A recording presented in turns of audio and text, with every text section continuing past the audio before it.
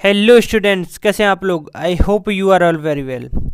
तो स्टूडेंट्स, आज हम रेलवे ब्रिज एंड टनल जो सब्जेक्ट है आपका, उसमें आज हम ब्रिज के मोस्ट इम्पोर्टेंट क्वेश्चन देखेंगे। कल हमने जो है रेलवे के मोस्ट इम्पोर्टेंट क्वेश्चन देखे थे, उसकी वीडियो अगर आपने नहीं देखी है तो लिंक नीचे डिस्क्रिप्शन में मिल जाएगा या फिर चैनल पेज पे जाके देख सकते हो।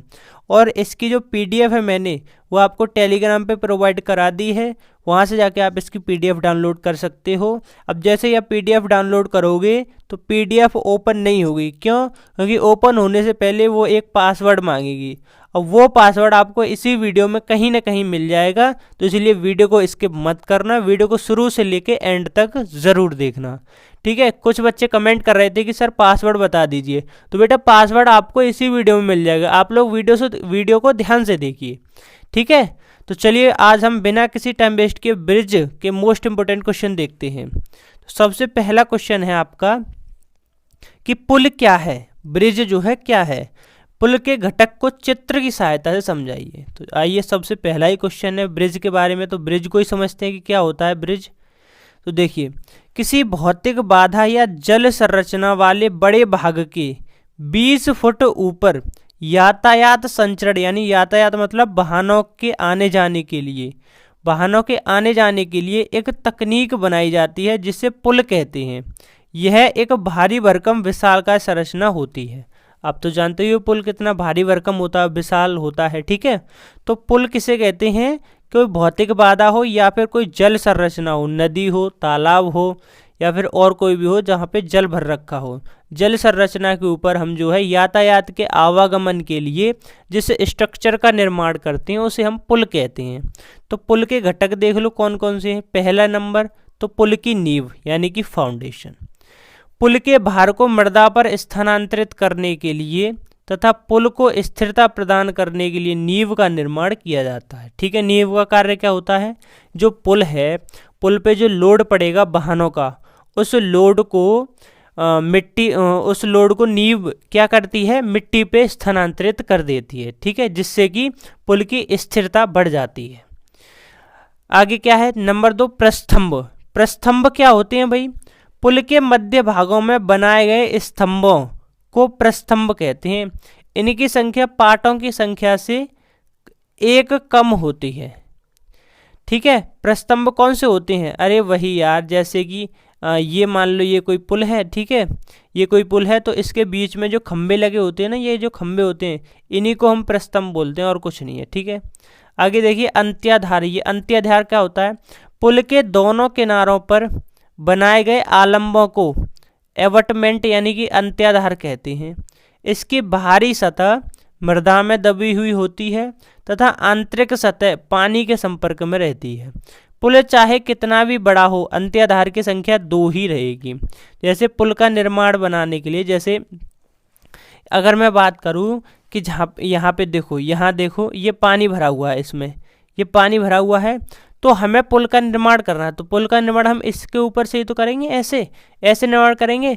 तो यहाँ पे अंत्याधार किसे कहेंगे? जो एवटमेंट है वो किसे कहेंगे? पुल के दोनों किनारों पे जो खंबे बनाए जाते हैं ना, इसके लिए ये जो है, ये 1 और ये 2, ये जो खंबे बनाए जाते हैं जिनकी जो अंदरूनी सतह तो पानी की टच में रहती है और ये बाहरी सतह जो है वो मृदा में जकड़ी हुई होती है, तो इन्हीं को हम अंत्याधार कहते हैं, ठीक है। क्या कहते हैं? इन्हीं को अंत्याधार कहते हैं। और इनकी संख्या 2 ही तो होगी मैक्सिमम। मैक्सिमम क्या है? हमेशा ही 2 होगी, ठीक है। 2 से ज़्यादा अंत्याधार हो ही नहीं सकते। तो चलिए, ये तो समझ में आ गया अंत्याधार क्या होते हैं। अगला देखिए पक्षभित्तियाँ क्या होती हैं। पुल के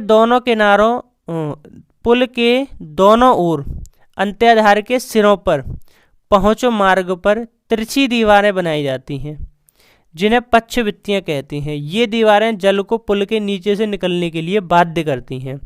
आप लोगों ने ज़रूर देखा होगा कि जैसे जहाँ पे पुल बनाया जाता है, तो पुल जहाँ से स्टार्ट होता है बनाना, उसी पॉइंट पे जो है एक पानी के किनारे जो है तिरछी दीवार से बनाई जाती हैं, जो कि पानी को जो है उस पुल के नीचे से होकर गुजरने के लिए बाध्य करती हैं, ठीक है। तथा ये दीवारें जो है मृदा के कटान को भी रोकती हैं। तो इन्हीं को हम लोग कहते हैं विंग वॉल्स यानी पक्षभित्तियाँ, ठीक है। अगला देखिएगा, अच्छा, ये घटक हो गए भाई, 4 घटक होते हैं पुल के। कौन सा होता है? पुल की नींव, प्रास्तंभ, अंत्याधार और पक्ष भित्तियाँ। ये इसका डायग्राम है भाई पुल का, आप देखना चाहो तो देख सकते हो। जैसे मैं क्या देखो, ये प्रस्तंभ हो गई, ये प्रस्तंभ, ये पानी भरा हुआ है पुल में। और ये जो होती है ना बेटा, ये होती हैं पक्ष भित्तियाँ।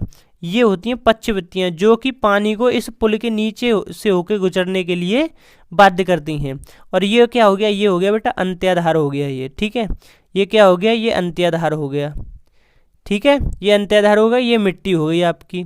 अच्छा, उसके बाद में पहुंच मार्ग कहाँ है? ये पहुंच मार्ग है, ये वाला, यहाँ पे वही पहुंच गई। और ये पुल है, रेलिंग लगी हुई है इसके ऊपर। और क्या है? ठीक है। और नींव ये हो गई, नींव ये हो गई भाई, नींव। चलिए, तो मैं समझा दिया। अब आते हैं पुलों के प्रकार पर। पुलों के प्रकार या कार्य एक ही बात है। पुलों के कार्य आप बहुत ही अच्छे से जानते हो। पुलों का क्या कार्य होता है? पुलों का कार्य होता है यह, मतलब पुलों के प्रकार एवं आवश्यकता। तो एक आदर्श पुल की निम्नलिखित आवश्यकताओं को पूरा करता है। एक आदर्श पुल का मतलब होता है एक अच्छा पुल। अच्छा पुल जो है निम्नलिखित आवश्यकताओं को पूरा करेगा। पहला, जो अच्छा पुल होगा वो किफ़ायती होना चाहिए। उसके बाद में अच्छे पुल के लिए कुशल और प्रभावी, अच्छा पुल जो है वो कैसा होना चाहिए? कुशल होना चाहिए और प्रभावी होना चाहिए। इसे अधिकतम सुरक्षा एवं मजबूत के साथ कार्यरत होना चाहिए। यह देखने में सुंदर भी होना चाहिए, तभी तो अच्छा माना जाएगा, ठीक है। तो ये 3-4 पॉइंट थे, तो इनको जो आप लोग याद कर लेना कि अच्छे पुल के लिए क्या क्या आवश्यकताएं होनी चाहिए। पुलों के वर्गीकरण को देखते हैं। ये अलग अलग स्थानों पर आवश्यकता के आधार पर पुलों का वर्गीकरण अलग अलग किया जाता है। अतः पुलों का वर्गीकरण भी निम्नलिखित रूप से किया जा सकता है। पहला, आयु के आधार पर। भाई हम जहाँ ब्रिज बना रहे हैं पुल, वहाँ पे हम एज भी देखेंगे कि कितने साल तक ये पुल जो चलना चाहिए, ठीक है। टेम्परेरी बना रहे हैं या फिर कोई बढ़िया सा बना रहे हैं जो कि आगे चले, ठीक है। तो वो जगह के हिसाब से डिसाइड होता है। तो आगे क्या है? फर्श की स्थिति के अनुसार फर्श कैसा है भाई, वहाँ पे निर्माण सामग्री उपलब्ध है या नहीं, उस क्षेत्र में जहाँ पे हम पुल बना रहे हैं वहाँ पे ज़्यादा निर्माण सामग्री है या नहीं, उसके अकॉर्डिंग भी पुल बनाए जाते हैं। संरेखण के अनुसार, बाढ़ तल के अनुसार, बाढ़ भाई बाढ़ जो है कहाँ तक आ सकता है बाढ़ का पानी, उसके अनुसार। संरचनात्मक रूप के अनुसार पुल बनाए जाते हैं। तो ये 6 प्रकार हैं, इनके अनुसार पुल बनाए जाते हैं। अच्छा, बाढ़ तो कुछ जो है मैंने इसमें इम्पोर्टेंट आपको बता दिए हैं। जैसे पहले लिया मैंने बाढ़ तल के अनुसार पुल। तो बाढ़ तल के अनुसार 2 प्रकार के पुल बनाए जाते हैं। पहला निमज्जी पुल और दूसरा अनिमज्जनी पुल, ठीक है। इसको बोलते हैं सबमर्सिबल ब्रिज और इसको बोलते हैं नॉन सबमर्सिबल ब्रिज। तो निमज्जनी पुल को देख लेते हैं, यह क्या होता है। देखिए, ऐसे पुल जो बाढ़ आने के समय जल में डूबे रहते हैं उन्हें निमज्जनी पुल कहते हैं। ये पुल सदैव स्लैब क्षेत्र बाढ़ तल से कुछ नीचे बनाए जाते हैं। सीधे सीधे ये याद रखो कि निमज्जनी पुल कौन से हैं? जो बाढ़ आने पे बाढ़ के पानी में जो है डूबे रहते हैं, ठीक है। बाढ़ के जल में डूबे रहते हैं, उन्हें निमज्जनी पुल कहते हैं। जैसे मैंने एक जो है यहाँ पे ये डायग्राम शो किया है, ठीक है। ये कोई पुल है, ये कोई पुल है और यहाँ पे अगर बाढ़ आ गई तो ये वाला जो है क्या है, ये डूब जाएगा, ठीक है। अब देखिए, ये जो है अंत्याधार, ये जो है इनको बीच में लिया गया है पुल को, देखो काट के यहाँ से तब लिया गया है। अब बाढ़ का पानी आया तो वो तो ऐसे ऊपर से निकल जाएगा, ठीक है। तो ये क्या होंगे? डूब जाएंगे। आगे क्या है? ये अनिमज्जनी पुल। ये क्या होते हैं? इसका उल्टा कर दो जस्ट। ऐसे पुल जिनका पाटन स्लैब क्षेत्र से उच्च बाढ़ तल से नीचे रखा जाता है, अर्थात जो बाढ़ के समय जल में नहीं डूबते, क्या कहलाते हैं? अनिमज्जनी पुल कहलाते हैं। जैसे कि ये डायग्राम में आपको दिखाया गया है, ठीक है। चलिए अगला क्वेश्चन देखिए। पुलिया क्या होती है भाई? पुलिया तो आप सभी ने देखी होगी तो आज इसको पढ़ लेते हैं। इसको इंग्लिश में बोलते हैं कलवेंट। कलवेंट क्या होता है? What is culvert? देखिए, पुलिया सुरंग की तह, पुलिया जो है एक सुरंग की तरह एक संरचना होती है जो सड़क मार्ग एवं रेल मार्ग के नीचे जल के बहाव के लिए बनाई जाती है।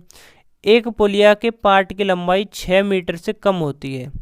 इसमें एक छत तथा एक फर्श होता है। इसके लिए गहराई की आवश्यकता नहीं पड़ती। भाई पुलिया नहीं देखी आप लोगों ने? पुलिया का काम क्या होता है? जो रोड होते हैं, रोड के बीच में पुलिया डाल दी जाती है।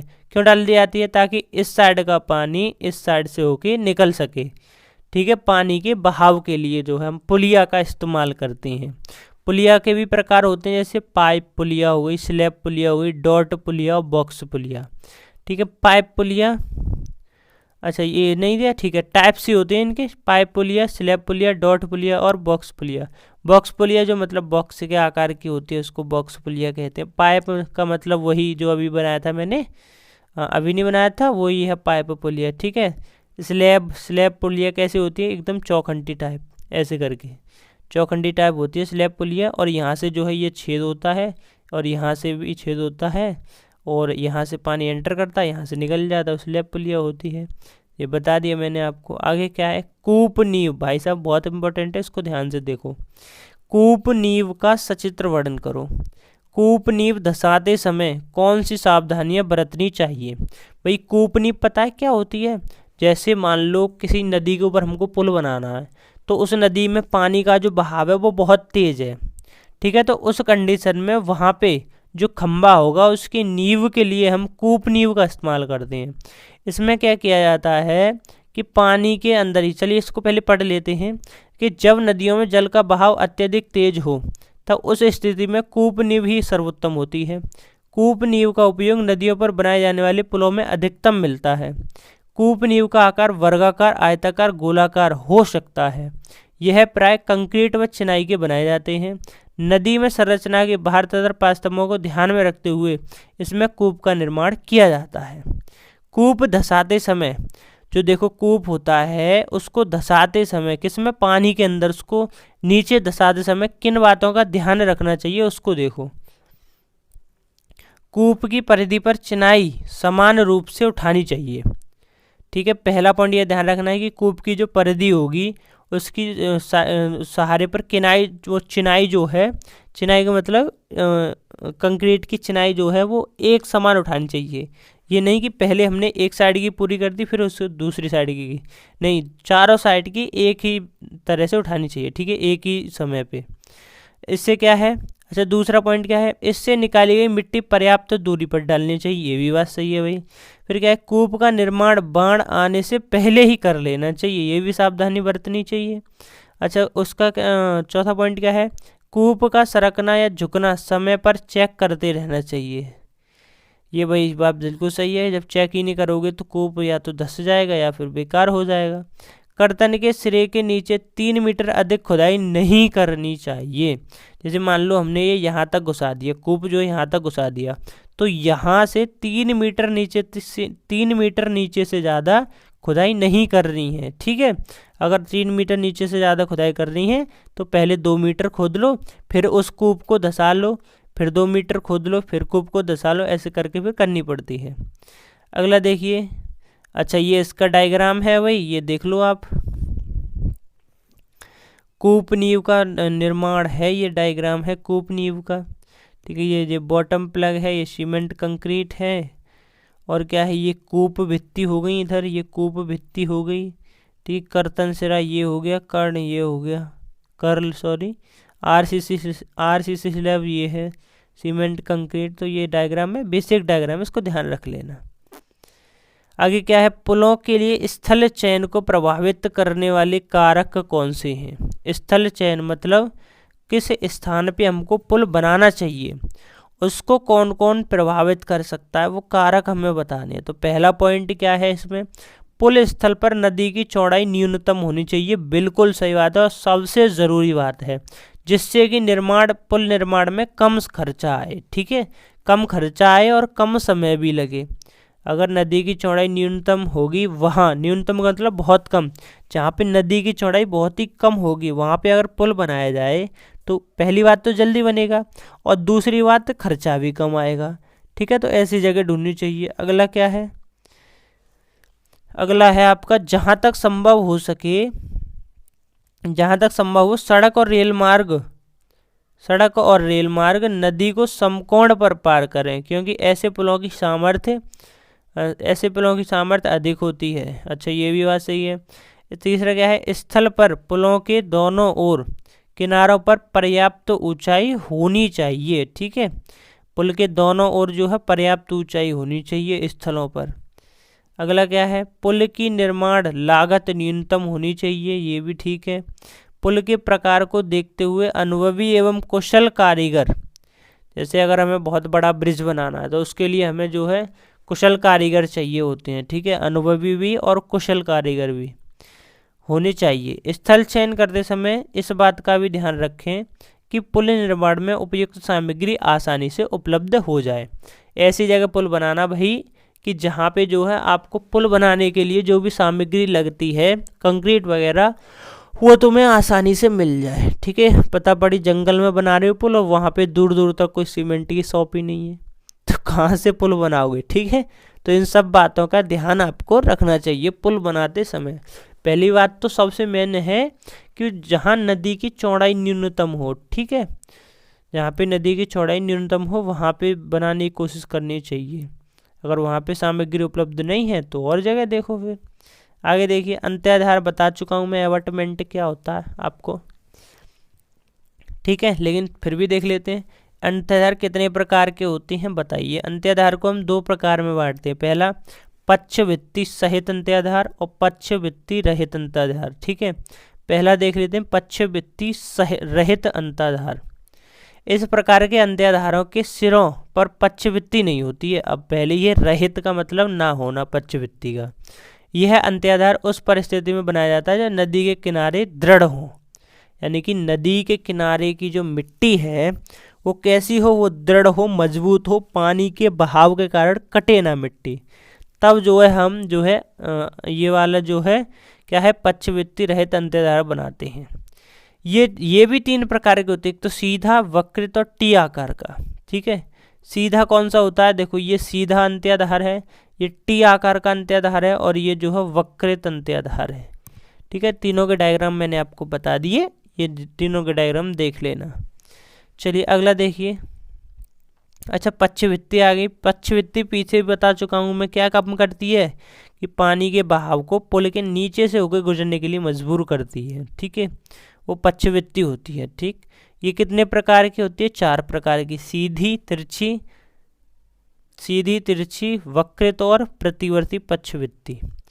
आगे देखिए क्वेश्चन हुई, पुल धारक या बियरिंग। अच्छा, बियरिंग मैंने तुम्हें दिखाया था, चलो एक मिनट अभी दिखाता हूँ मैं। कहाँ गया पुल का चित्र, ये नहीं है, आगे है, ये रहा। देखो ये जो है ये पुल धारक जो पुल के वजन को अपने ऊपर धारण करते हैं उनको कहते हैं पुल धारक या बियरिंग। ठीक है, पुल का वजन ये अपने ऊपर धारण करेंगे, फिर उसके बाद में ये इसको दे देंगे, कि इसको ये प्रास्तंभ को दे देंगे, और फिर ये प्रास्तंभ जो है नींव को दे देगा, और फिर नींव जो है मृदा को दे देगी। ठीक है, क्या वजन, अगर समझ में, तो इन्हीं को बोलते हैं पुल धारक। चलिए डेफिनेशन देख लेते हैं हम, कहाँ है डेफिनेशन। ठीक है, ये रहा पुल धारक। ठीक, देखिए पुल धारक या बियरिंग लंबे पाट वाले पुलों के बीच पाटन गर्दन तथा आलंबों, पाटन गर्दन यानी कि ये, तथा आलंब मतलब जो खंबे थे, आलंबों के बीच में एक ये शीर्ष बनाया जाता है। एक ऐसी व्यवस्था होती है जो पुल के भार को आलंबों पर आसानी से स्थानांतरित कर सके। इसी व्यवस्था को पुल धारक या पुल बियरिंग कहते हैं। पुल धारक बनाने के उद्देश्य क्या क्या है, गर्डरों तथा आलंबों के बीच पुल धारक, गर्डर का मतलब ये जो होती है पुल की निचली साइड, जैसे अरे यार देखो, जैसे ये दो खंबे हैं, ठीक है, और ये पुल बन रहा है, ये पुल बन रहा है, तो ये वाली जो साइड है इसको गर्डर कहते हैं हम। ठीक है, गर्डर कहते हैं। पहला क्या है, पुल पर पड़ रहे भार को अत्यधिक क्षेत्र में फैलाना जिससे पुल की मजबूती बनी रहे, ये काम होता है पुल धारक का। आंतरिक प्रतिबल से बचने के लिए भी पुल धारक का उपयोग किया जाता है। ठीक है, जिससे पुल क्षतिग्रस्त नहीं हो पाता। संपूर्ण सामर्थ्य की सुरक्षा के लिए भी। आगे है दोलन वियरिंग। अच्छा, वियरिंग में भी टाइप होते हैं, जिनमें मैंने आपको कुछ इंपॉर्टेंट वियरिंग जो है लिख दिए हैं। पहला है दोलन वियरिंग। रॉकर वियरिंग क्या होता है, ये धारक 20 मीटर से अधिक पाट के पुलों के निर्माण के लिए प्रयोग में लाए जाते हैं। यानी कि जब पुल की लंबाई 20 मीटर से अधिक हो जाए तब हम दोलन बियरिंग का उपयोग करेंगे आलंबों और प्रास्तंभों और किसके बीच में, प्रास्तंभों और गर्डर के बीच में, ठीक है। इसमें 2 शू लगे होते हैं, अभी बताऊंगा शू क्या होता है। इसमें 2 शू लगे होते हैं जिनमें बीच में इस्पात की एक पिन लगी होती है। जब पुलों पर चलने वाले यातायात का भार लगता है तब गर्डर नीचे झुक जाता है और इसके साथ ऊपरी शू पिनों पर घूम जाता है तथा यातायात का भार आसानी से स्थानांतरित हो जाता है। देखो इसका मैं चित्र दिखाऊं आपको, तो ये कुछ चित्र है। देखो ये गर्डर है, ये गर्डर है। जब इस गर्डर पे लोड पड़ता है तो ये नीचे की ओर झुक जाता है, ठीक है, नीचे की ओर झुक जाता है। जैसे ही नीचे की ओर झुका तो ये जो है ये घूमने लगता है।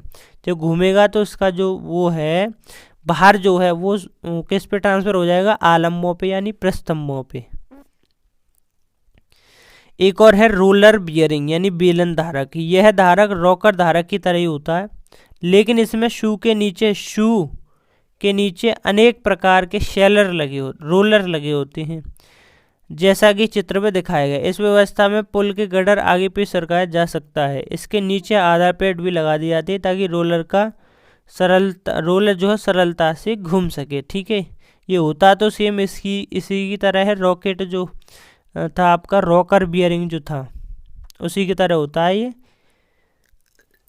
लेकिन इसमें क्या होता है, इसमें जो है ये पहिए लगे होते हैं, ठीक है, उसमें पहिए नहीं लगे होते हैं।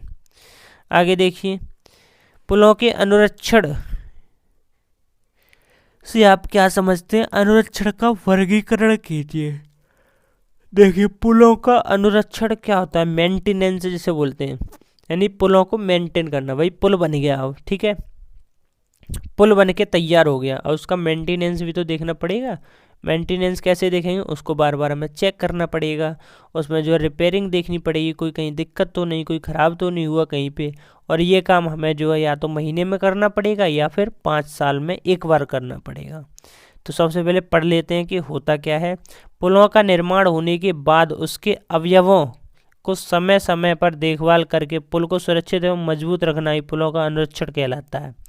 पुलों का अनुरक्षण कम से 2 वर्गों में किया जाता है, सामान्य अनुरक्षण और विशेष अनुरक्षण। सामान्य अनुरक्षण में क्या होता है कि पुल का अनुरक्षण प्रत्येक 1 महीने में किया जाता है। इस अनुरक्षण में पुलों का अनुरक्षण नियमित रूप से किया जाता है।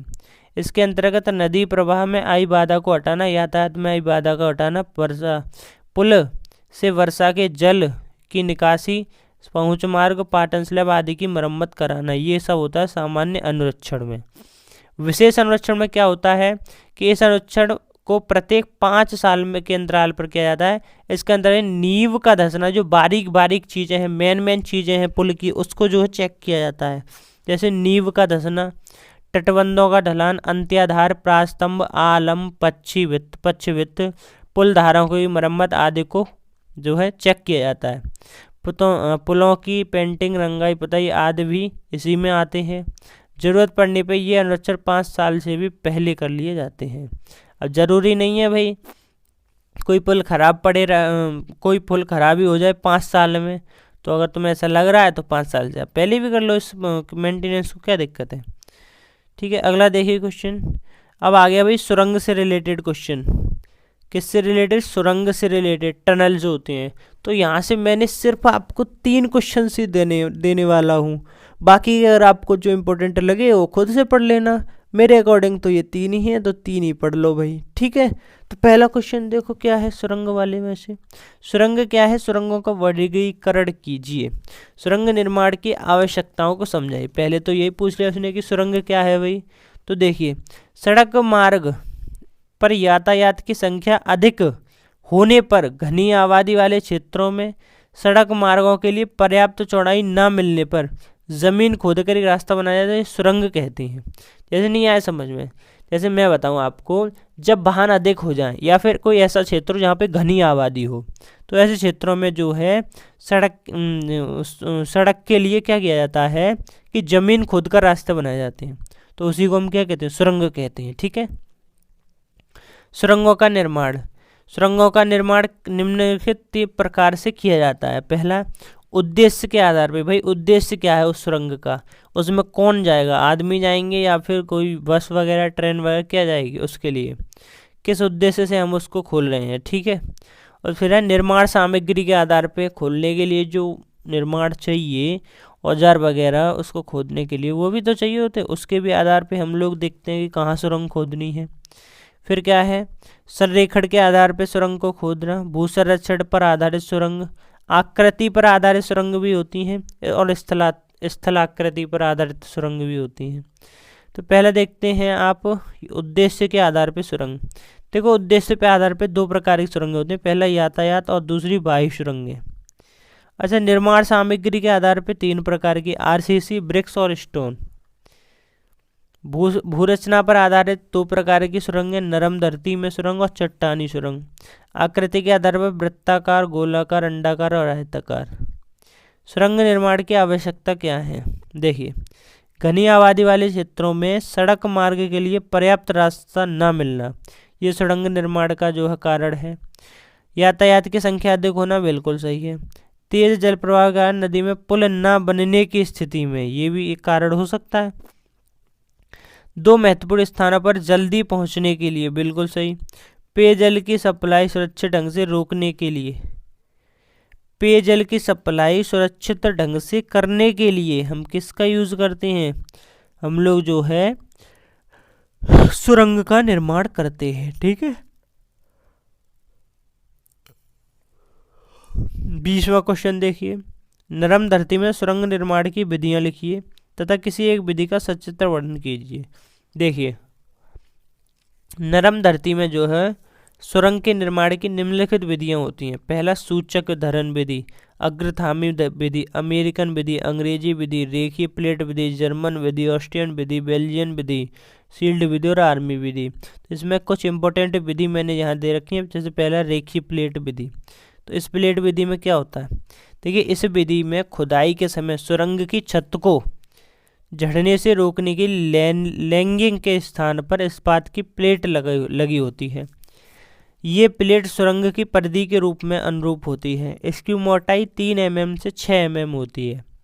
चूँकि इसमें इस्पात की प्लेट होती है, इसलिए इनका सामर्थ्य अधिक होता है। किसका, जो रेखीय प्लेट विधि होती है उसमें जो प्लेट लगाई जाती हैं, ठीक है, उसमें जो प्लेट लगाई जाती है कहाँ पे, ऊपर छत की तरफ जो प्लेट लगाई जाती हैं उनका सामर्थ्य जो क्या होता है वो अधिक होता है।